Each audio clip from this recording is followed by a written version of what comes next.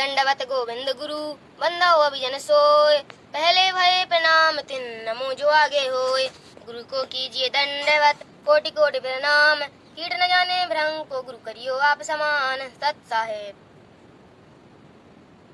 महर्षि सर्वानंद तथा परमेश्वर कबीर जी की ज्ञान चर्चा। एक सर्वानंद नाम के महर्षि थे। उसकी आदरणीय माता श्रीमती शारदा देवी पाप कर्म फल से पीड़ित थीं। उसने सर्व पूजाएं व जन्म मंत्र कष्ट निवारण के लिए वर्षों किए शारीरिक पीड़ा निवारण के लिए वैद्यों की दवाइयां भी खाई, परंतु कोई राहत नहीं मिली। उस समय के महर्षियों से उपदेश ही प्राप्त किया, परंतु सर्व महर्षियों ने कहा कि बेटी शारदा, यह आपका पाप कर्म दंड प्रारब्ध कर्म का है, यह क्षमा नहीं हो सकता, यह भोगना ही पड़ेगा। भगवान श्री राम ने बाली का वध किया था, उस पाप का कर्म दंड श्री राम बाली आत्मा ने श्री कृष्ण बनकर भोगा। श्री बाली आत्मा शिकारी बनी, जिसने श्री कृष्ण जी के पैर में विषाक्त तीर मारकर वध किया। इस प्रकार गुरु जी व महंतों व संतों ऋषियों के विचार सुनकर दुखी मन से भक्तमती शारदा अपना प्रारब्ध पाप कर्म का कष्ट रो रो कर भोग रही थी। एक दिन किसी निजी रिश्तेदार के कहने पर काशी में स्वयं सशरीर प्रकट हुए। कबीर परमेश्वर अर्थात कबीर प्रभु से उपदेश प्राप्त किए तथा उसी दिन कष्ट मुक्त हो गई, क्योंकि पवित्र यजुर्वेद अध्याय 5 मंत्र 32 में लिखा है कि कबीर ऋषि अर्थात कबीर पाप शत्रु है। फिर इसी पवित्र यजुर्वेद अध्याय 8 मंत्र 13 में लिखा है कि परमात्मा अधर्म के अधर्म अर्थात घोर पाप को भी समाप्त कर देता है। प्रभु कबीर देव ने कहा, बेटी शारदा, यह सुख आप के भाग में नहीं था, मैंने अपने कोष से प्रदान किया तथा पाप विनाशक होने का प्रमाण दिया। आपका पुत्र महर्षि सर्वानंद जी कहा करता है कि प्रभु पाप क्षमा नहीं कर सकता तथा आप मेरे से उपदेश प्राप्त करके आत्म कल्याण करो। भक्तमती शारदा जी ने स्वयं आए परमेश्वर कबीर प्रभु से उपदेश लेकर अपना कल्याण करवाया। महर्षि सर्वानंद जी को जो भक्तमती शारदा का पुत्र था, शास्त्रार्थ का बहुत चाव था। उसने अपने समकालीन सर्व विद्वानों को शास्त्रार्थ करके पराजित कर दिया। फिर सोचा कि जन को कहना पड़ता है कि मैंने सर्व विद्वानों पर विजय प्राप्त कर ली है, क्यों ना अपनी माता जी से अपना नाम सर्वजीत रखवा लूं। यह सोचकर अपनी माता श्रीमती शारदा जी के पास जाकर प्रार्थना की। कहा कि माता जी, मेरा नाम बदल कर सर्वजीत रख दो। माता ने कहा कि बेटा सर्वानंद क्या बुरा नाम है? महर्षि सर्वानंद जी ने कहा, माता जी, मैंने सर्व विद्वानों को शास्त्रार्थ में पराजित कर दिया है, इसलिए मेरा नाम सर्वजीत रख दो। माता जी ने कहा कि बेटा, एक विद्वान मेरे गुरु महाराज कबीर देव को भी पराजित कर दें, फिर अपने पुत्र का नाम आते ही सर्वजीत रख दूंगी। माता के ये वचन सुनकर सर्वानंद पहले तो हंसा, फिर कहा, माता जी, आप भी भोली हो। वह जुलाहा कबीर तो अशिक्षित है, उसका क्या पराजित करना, अभी गया अभी आया। महर्षि सर्वानंद जी सर्व शास्त्रों को एक बैल पर रख कर उस मोहल्ले में गया जिसमें कबीर परमेश्वर जी की झोपड़ी थी। परमेश्वर कबीर जी की धर्म की बेटी कमाली कुएं पर मिली, वह जल निकाल रही थी। सर्वानंद को अचानक भयंकर प्यास लगी। उसने लड़की से कहा कि लड़की, शीघ्र पानी पिला, मेरे प्राण जाने वाले हैं। लड़की ने बाल्टी में पानी निकालकर सर्वानंद को पिलाया। उस समय जुलाहा कॉलोनी में व्यक्ति अपने अपने घर से देख रहे थे तथा विचार कर रहे थे कि ब्राह्मण लगता है जो गलती से यहाँ आ गया है। प्यास शांत होने के बाद सर्वानंद ने इधर उधर देखा कि किसी ने मुझे जुलाहो के कुएं का पानी पीते हुए देख तो नहीं लिया। देखा तो बहुत सारे स्त्री पुरुष देख रहे थे, हंस रहे थे। अपनी लाज रखने के लिए उद्देश्य से पूछा कि हे लड़की, यह किस जाति वालों का कुआं है? कमाली ने कहा कि विप्र जी, जुलाहो की कॉलोनी में तो जुलाहो का ही कुआं होता है, जुलाहो ब्राह्मणों का नहीं होता। सर्वानंद ऊंची आवाज में बोला कि हे मूर्ख लड़की, पहले क्यों नहीं बताया कि यह शूद्रों का कूप है? मेरा धर्म भ्रष्ट कर दिया। लड़की कमाली ने कि विप्र जी, तब आपकी जान जाने वाली थी। अब प्यास बुझ गई तो जाति याद आई। सर्वानंद ने कहा कि हे लड़की, कबीर का घर कहाँ है, बताइएगा। कमाली बोली, कबीर का घर शिखर में जहाँ सलेली गेल पाँव न टिके पपील के पंडित लादे बैल। कमाली बहन ने बताया कि कबीर जी का वास्तविक घर सतलोक में है। वहाँ जाने का मार्ग फिसलना है। सत्य साधना करके उनके घर को प्राप्त किया जाता है। वहाँ तो चींटी भी नहीं जा सकती। आप तो बैल के ऊपर ग्रंथों को लादे फिर रहे हो जिनमें परमेश्वर प्रांति की विधि नहीं है। सर्वानंद ने कहा, लड़की सीधी बात कर, यहाँ कॉलोनी में बता कि वे कहाँ रहते हैं। कल कमाली बहन ने कहा कि विप्र जी मेरे पीछे पीछे आ जाओ, मैं उन्हीं की बेटी हूँ। बहन कमाली ने अपने घर के द्वार पर आकर कहा, आओ महर्षि जी, यही है परम पिता कबीर का घर।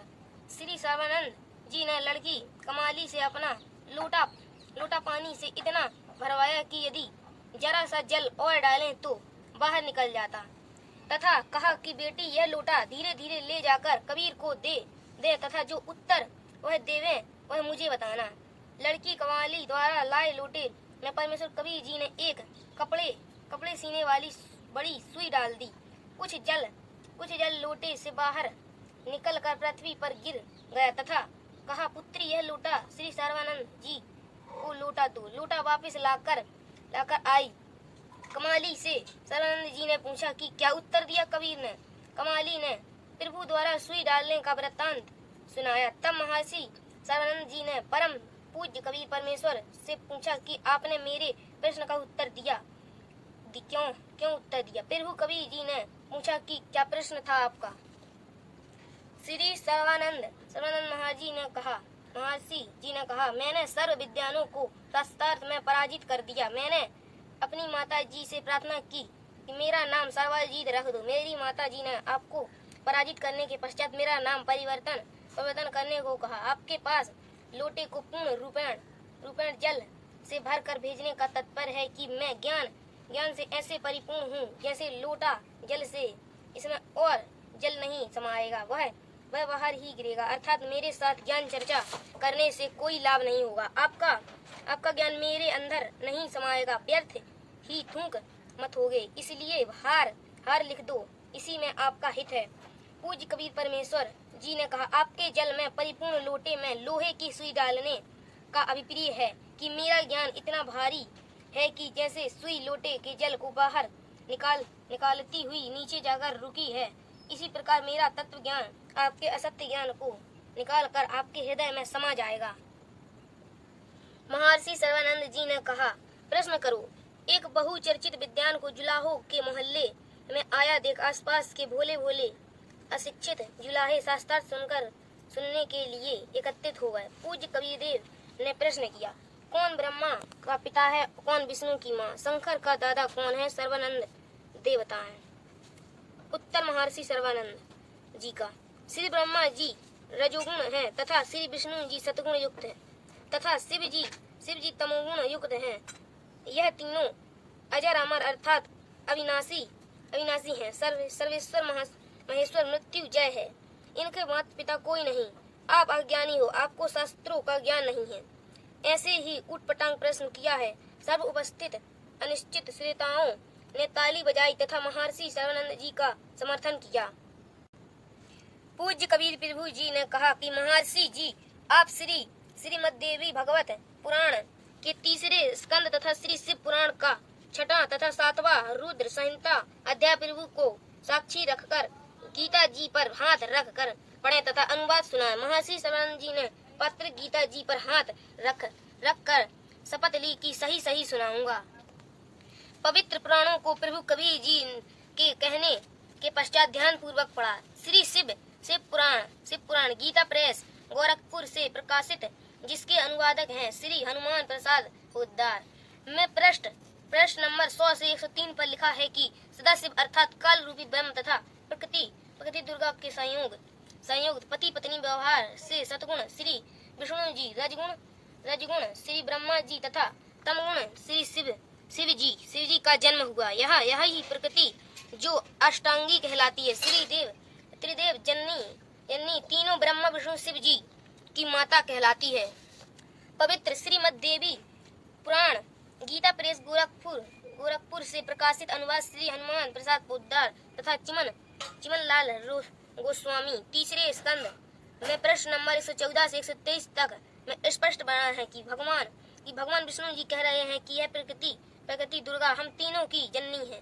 मैंने इसे उस समय देखा था जब मैं छोटा सा बच्चा था। माता की स्तुति करते हुए श्री विष्णु जी ने कहा कि हे माता ब्रह्मा तथा शिव तो नासवान है, हमारा तो आविर्भाव तथा तिरोभाव होती है।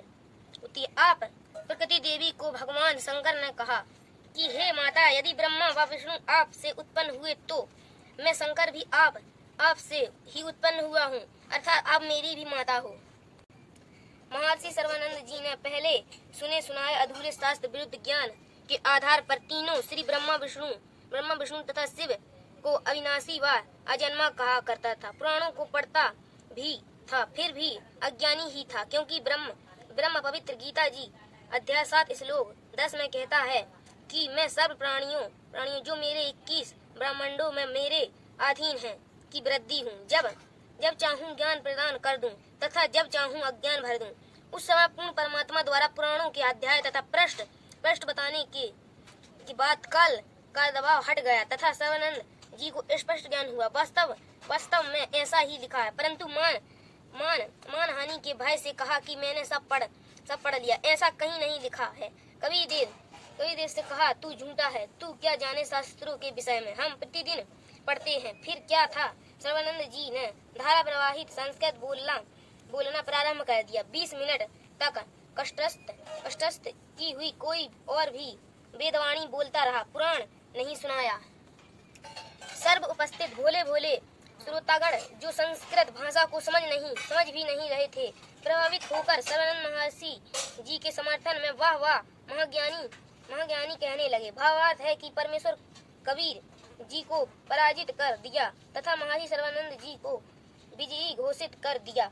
परम पूज्य कबीर परमेश्वर जी ने कहा कि सर्वानंद जी अपने पवित्र गीता जी की कसम खाई भी थी, वह भी भूल गए। जब आप सामने लिखी शास्त्रों की सच्चाई को भी नहीं मान रहे हो सोए हुए व्यक्ति को जगाया जा सकता है।